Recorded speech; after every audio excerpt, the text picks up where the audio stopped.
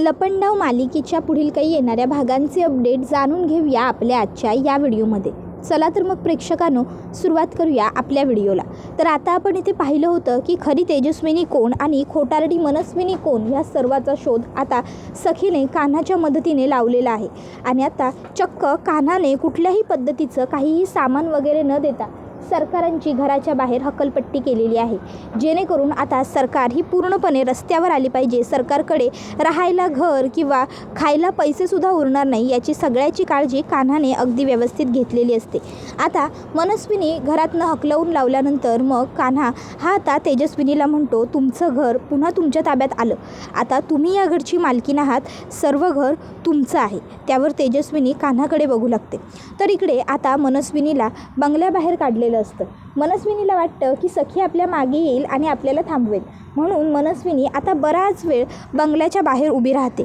पण आता शेवटी तिच्या लक्षात येतं की सखी काही आपल्याला थांबवायला येणार नाही. मनस्विनी म्हणते, मला वाटलं होतं ही युजलेस सखी येऊन मला थांबवेल, पण नाही, ही अजून आलेली नाही आहे, याचा अर्थ त्या नालायक कान्हाने तिला थांबवलं, आता मला निघायलाच हवं. मग मनस्विनी आता बिना चपलेची रस्त्याने चालत चाललेली असते. लोकांना आश्चर्य वाटत असतं, जी बाई जमिनीला पाय न लावणारी आज चक्क ती बाई रस्त्याने चालत चालली.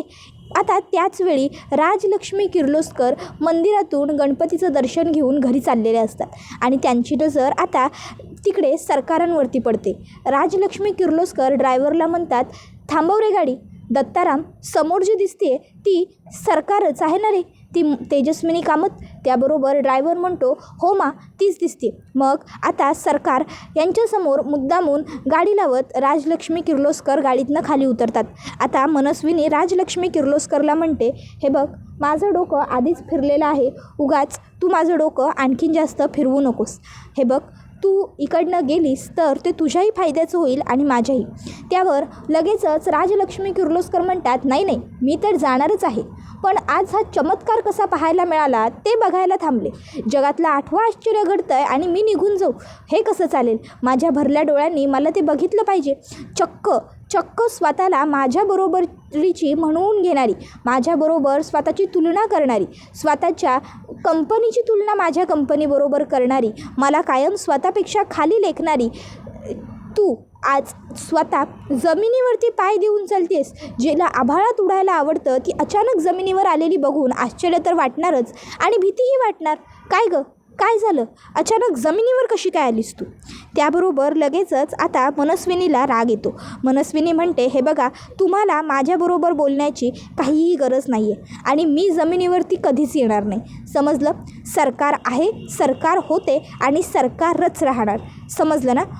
एक गोष्ट कायम लक्षात ठेवा, जी मला आवडते ती आज तुम्हाला सांगते. वेळ ना नेहमी बदलत असते, ती कधीच एकसारखी राहत नसते. त्यामुळे उगाच जास्त आनंदी होऊ नका. आज माझ्यावर वेळ आली आहे रस्त्याने चालायची, उद्या तुमच्यावर हातामध्ये कटोरं घेऊन बसण्याची नाही आली म्हणजे मिळवलं. त्यावर मा म्हणतात, बाप रे, काय तो कॉन्फिडन्स, काय करावं काय याचं मला खरंच कळत नाही. पण ओव्हर कॉन्फिडन्स चांगला नसतो मनस्विनी, एवढं मात्र तुला सांगते. बरं, ते सगळं सोड, माझ्यावर कटोरा घ्यायची वेळ येईल की नाही ते माहीत नाही, पण तुझ्या इतकी नीच पातळी तरी मी कधी गाठणार नाही. त्यामुळे देव माझ्यावर ही वेळ आणणारच नाही गं. स्वतःच्याच सख्ख्या बहिणीला तेजस्विनी कामतला डांबून ठेवलंस ना तू. मनस्विनी काय आश्चर्यचकित का झालीस? तुला काय वाटलं आम्हाला बातमी मिळाली नाही की काय? अगं, आम्ही जरी तुझ्या वाढदिवसाला आलो नसलो तरीसुद्धा बातम्या आमच्यापर्यंतही पोहोचतात. पत्रकारांची फौज होती तिकडे. तुला काय वाटतं पत्रकारांनी ही गोष्ट बाहेर काढली नसेल का? मनस्विनी, 4 दिवसांची मुदत मिळाली आहे ना तुला स्वतःला सिद्ध वगैरे करण्यासाठी. विसरले गं, मिळाली होती, पण त्यामध्ये तू सिद्ध करू शकलेली नाहीस की तू तेजस्विनी आहेस, म्हणजे तू तेजस्विनी नाहीच आहेस. त्यावर मनस्विनी जोरात ओरडते, गप्प बस, गप, एकदम गप्प. मीच आहे तेजस्विनी कामत, ह्या कामत एम्पायरची मालकीन, कामत हाऊसची मालकीन, समजलं? उगाच मला शहाणपणा शिकवायचा नाही. त्यावर तुझी कीव येते. असो, देवदर्शन करून आली आहे मी, उगाच माझा वेळ वाया जायला नको. देवाने चांगला आशीर्वाद दिला. सकाळ सकाळ तुला रस्त्यावर आलेलं बघून देवाने माझी इच्छा पूर्ण केली. आता देवाचे आभार मानायला परत मंदिरात गेलं पाहिजे, लोकांना दानधर्म केला पाहिजे, देवाचे उपकार फेडले पाहिजे असं म्हणत पुन्हा एकदा आजी तिकडनं देवळात जायला निघते. त्याबरोबर इकडे आता मात्र मनस्विनीला खूप जास्त राग आलेला असतो आणि मनस्विनी जोरात ओरडते, हे सगळं त्या कान्हामुळे घडतं आहे, मी सोडणार नाही आहे त्या कान्हाला. कान्हा, मी तुझा जीव घेईन. तर दुसऱ्या बाजूला आता इकडे पुन्हा एकदा मंदिरात येतात. मंदिरात येऊन मनस्विनीला कान्हाने घराबाहेर पाडलं म्हणजे कान्हाची खूप मोठी विजयता झाली ह्याचा आनंद त्यांना असतो आणि त्याच्यासाठी त्या मंदिरामध्ये जेवण दान करायला सांगतात आणि त्यासाठी मंदिरातल्या पुजाऱ्यांना पैसे देऊन त्या तिकडनं बाहेर पडतात. आता गाडीत बसून घरी चाललेले असताना विचार करतात, कान्हाने जरी सध्या त्या मनस्विनीला घरातनं बाहेर काढलेलं असतं, रस्त्यावरती आणलेलं असतं, तरीही कान्हाने अजून सखीची प्रॉपर्टी मिळवलेली नाही आहे आणि काहीही करून कान्हाला ती मिळवायलाच हवी. हळूहळू त्याच्या बोलण्यातून प्रत्येक वेळी तो जी सखीची बाजू घेतो त्यामुळे मला असं जाणवत राहतं की काहीतरी गफलत होती. मला कान्हाकडे एकदा लक्ष दिलं पाहिजे. मग आता कान्हाला फोन करतात आणि मला लवकर भेटायला ये असं सांगतात. कान्हा आता माना विचारतो, काही महत्त्वाचं काम आहे का? मी थोडं नंतर आलो तर चालेल का? पण म्हणतात नाही चालणार, ताबडतोब ये. मग कान्हा आता माना भेटायला ताबडतोब निघून येतो. त्यानंतर माना तो विचारतो, काय झालं, का बोलावलं?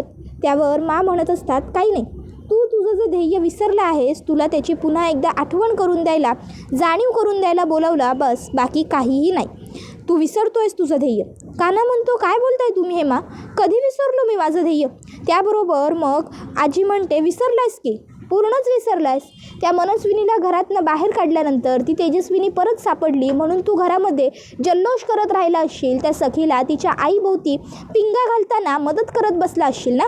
त्यावर कान्हा म्हणतो, हो असं का बोलताय?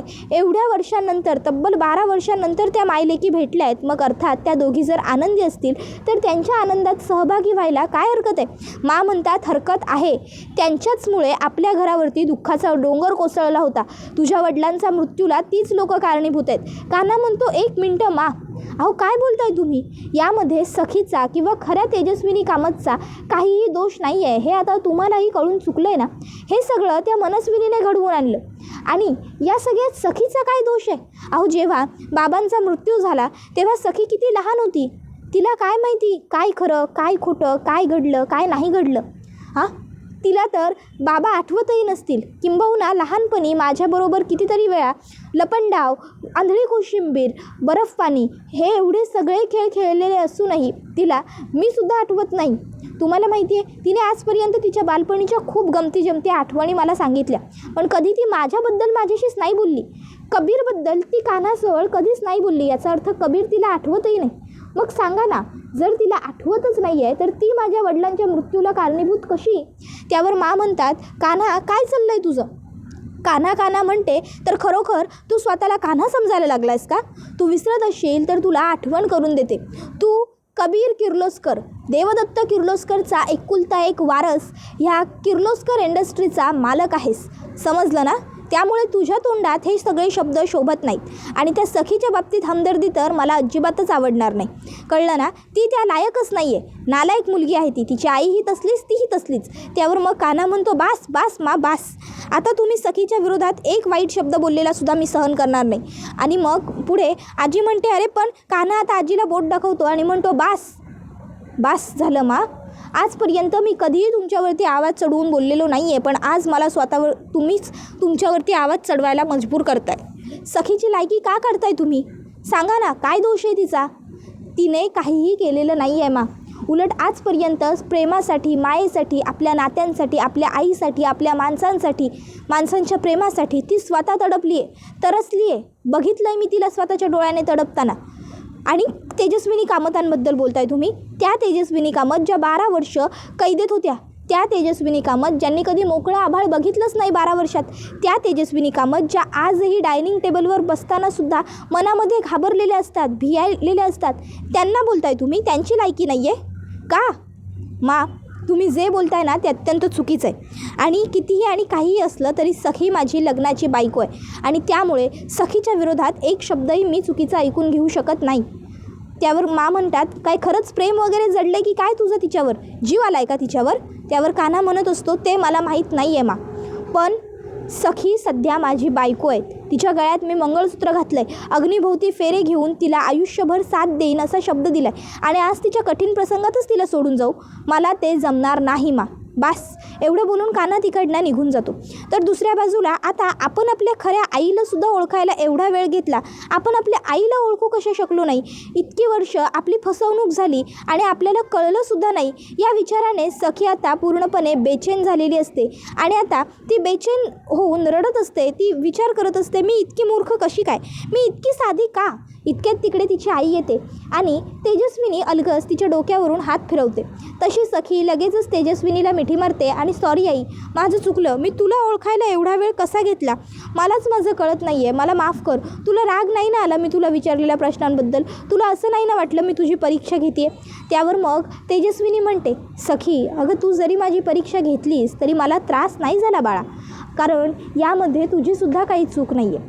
तुला माहिती आहे, तुझ्यातला साधेपणा, तुझ्यातला चांगुलपणा हे तुझे माझ्याकडनं आलेले गुण आहेत आणि तुझ्यातला अचूकपणा, तुझ्यातली वृत्ती, तुझ्यातली विचार करण्याची पद्धत, तुझी क्षमता हे सगळं तुला तुझ्या बाबांकडनं मिळाले. त्यामुळे तू मला प्रश्न विचारलेस याच्यावर मला काहीच राग नाही आला, कारण राघवची बुद्धिमत्ता तुझ्यात आली आहे. राघव असेच होते, त्यांनी हेच केलं असतं. उलट मला या गोष्टीमुळे आनंद झाला आहे की तुझ्यात हे गुण राघवकडून आलेत. आणि म्हणशील चांगुलपणा आणि मी एवढी साधी का? तर बाळा तुझी आईच तशी आहे, मी, मग तुझ्यामध्ये ते गुण माझ्याकडून आलेत. त्यामुळे कधीच स्वतःवरती पश्चाताप करू नकोस. तू एक परिपूर्ण आणि सर्व गुण संपन्न मुलगी आहेस. हे ऐकून सखीला खूपच जास्त आनंद होतो. सखी लगेच आता तेजस्विनीला घट्ट कडकडून मिठी मारते. दोघी मायलेकी खूप खुश असतात. त्याबरोबर हा व्हिडिओ इथेच संपतो. व्हिडिओ आवडला असेल तर व्हिडिओला लाईक करा, चॅनलवर नवीन असाल तर चॅनलला सबस्क्राईब करा आणि बेल आयकॉन आठवणीने प्रेस करा, जेणेकरून तुम्हाला पुढच्या प्रत्येक व्हिडिओचं नोटिफिकेशन मिळत जाईल आणि सर्व व्हिडिओंचा आनंद हा अगदी उत्तम पद्धतीने घेता येईल. चला तर मग प्रेक्षकांनो, आजच्या पुरतं इथेच थांबूया. पुढचा व्हिडिओ येईपर्यंत या व्हिडिओचा छान पद्धतीने आनंद घेत राहा. लपंडाव मालिका तुम्हाला कशी वाटते हे आम्हाला कमेंटमध्ये नक्कीच सांगा. टाटा.